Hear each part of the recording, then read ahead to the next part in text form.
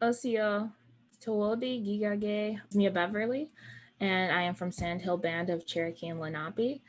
And I am the grant manager for Grindingstone Collective and co-host of the First Foods program series. Here at Grindingstone Collective, which is an organization completely online, started in March of 2020, um, strives to strives to uplift Indigenous peoples through resource programming and platform development. We create visibility for jobs for marginalized communities, specifically Indigenous peoples, on media platforms.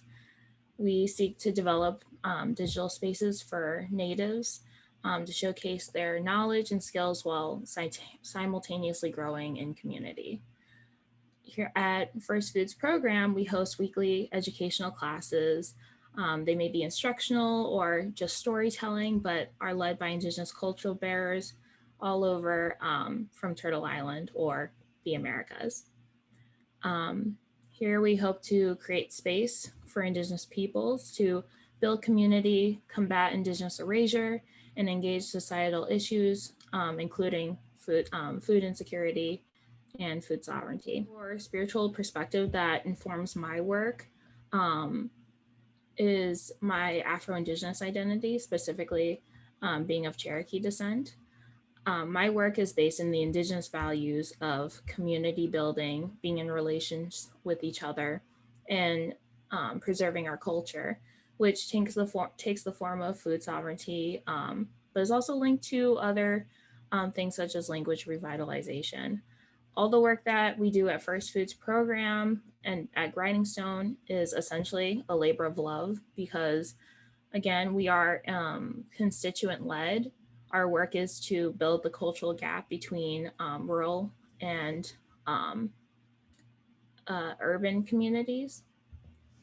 So we seek to both reclaim our cultural identity and also build a network of mutual aid in times of distress and issues of indigenous erasure and combating threats to our sovereignty as people.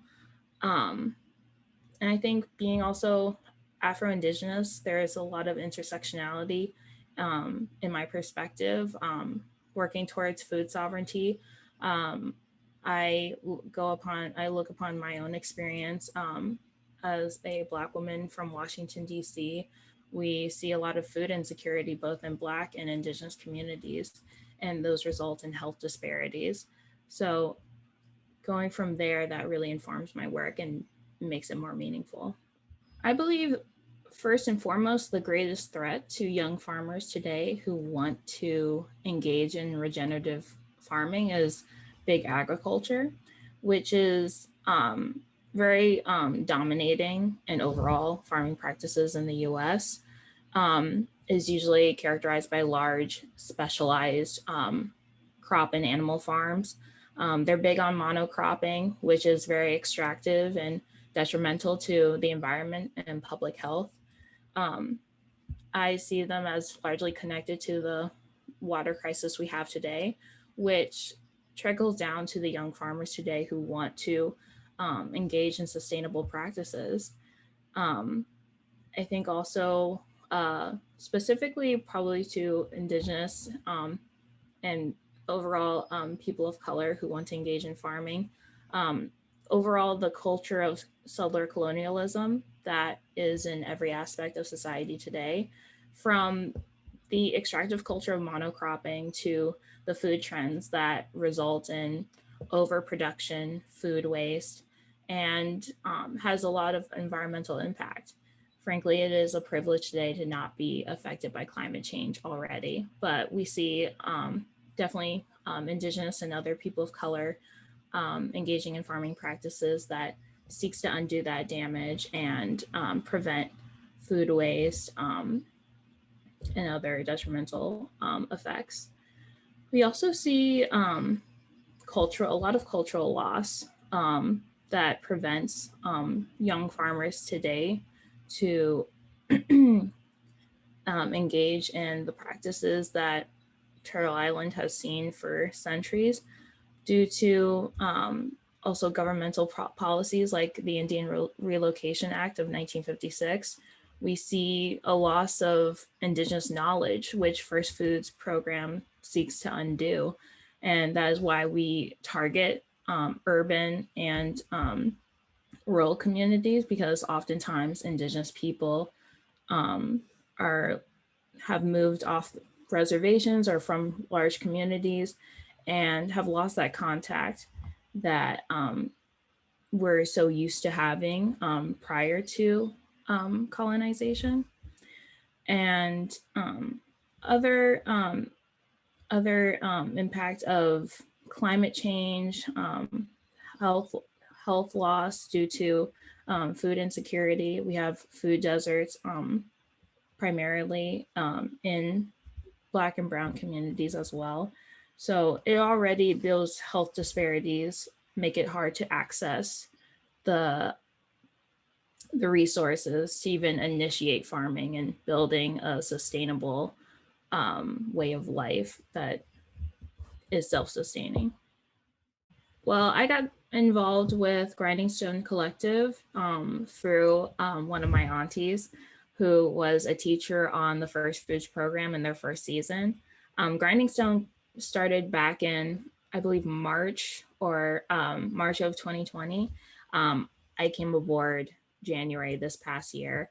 So I wasn't there at the initial stage, but essentially became connected, which is natural in Indigenous communities. Sometimes we just connect through word of mouth. And I met Brooke Rodriguez, who is the founder of Grindingstone Collective, and we just immediately clicked.